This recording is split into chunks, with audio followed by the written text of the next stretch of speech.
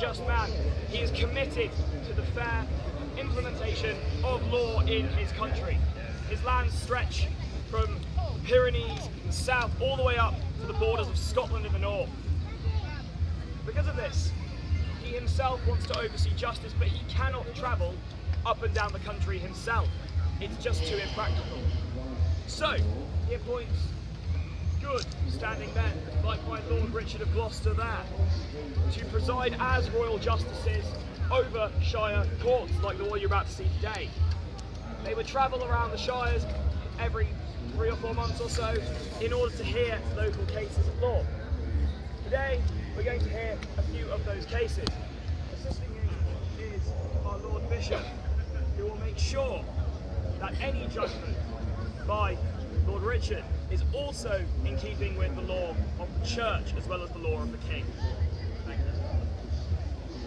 I would like to open this court session today reminding the good folk of Bedford and the jurors that this week's end, the second day after the Saint Holy Day of St Swithin, to remember the virtues of St Swithin: fortitude, justice, perseverance.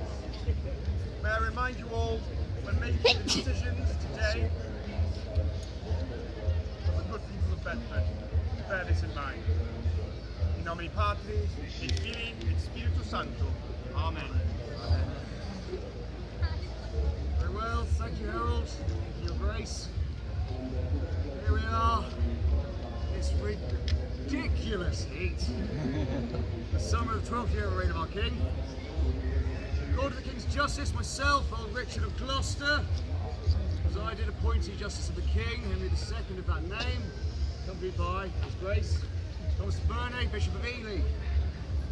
We are here to hear cases from a jury formed of the good and free noble people of Bedford. Crimes committed, complaints they could not resolve themselves and require the King's justice. Those judgments were recorded by my personal scribe. Let's get out of this. Right. Before the jury, what have we got? My Lord Gloucester, my Lord Bishop. First today I present to you a rather curious case, I must admit. 3 men have been found and brought before you today, having been caught by the night watchman in a graveyard at midnight. Apparently they had a poleaxe, and that is all the details that have been provided thus far. Are these men in custody? They are. They've been brought before you today. Bring these men before the court. Bring in the criminals! Get in! What do you need for the bishop?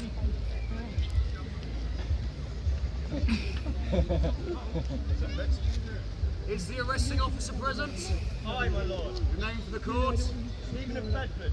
Stephen of Bedford. You 3. Name? Wallace, my lord.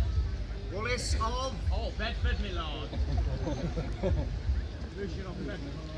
Lucian of Bedford. Eric of Bedford, my lord. Bedford. 3 local lads. Okay. So, what do they do? My lord, your grace, I was doing my rounds of the town last night, close to midnight. I was perusing one of the local churches and I found these 3 criminals in the graveyard in the middle of the night, looking very suspicious, with a poleaxe of all things. Bar it, my lord. Quiet! Confess! Quiet! You refer to them as criminals. Do they have? Does any of these 3 men have a history of criminal activity? The court must know. Did I speak to you?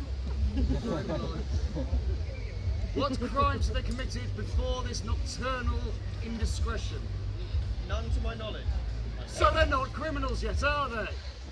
They were definitely Quiet! up to something. It was rhetorical. Very well. These 3 were in a graveyard at night with a long axe. Aye. Then what? I believe they were about to rob a grave. Was it this axe? Aye, before my you? lord. This axe. You believe these 3 men were going to grave rob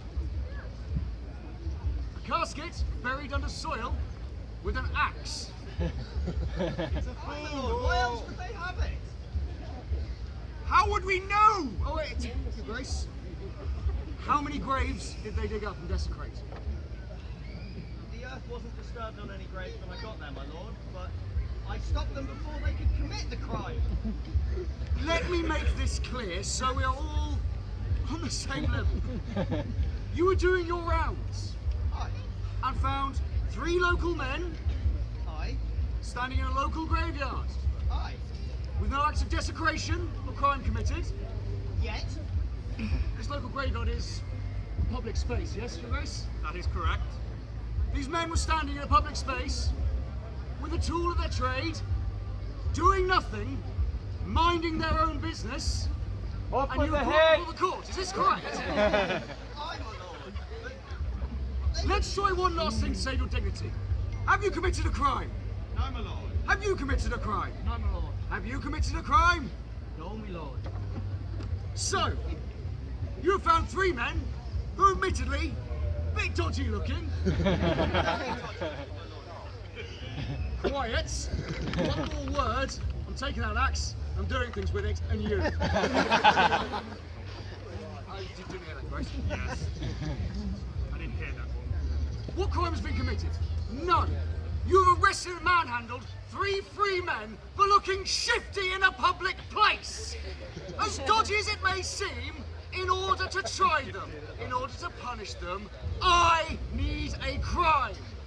One last time, what crime did they commit? They had a pole axe, my lord. They must have been doing something wrong. Your supposition is not the law of the king. It is not the law I enforce, and it is no law I have ever heard of. You 3, get out.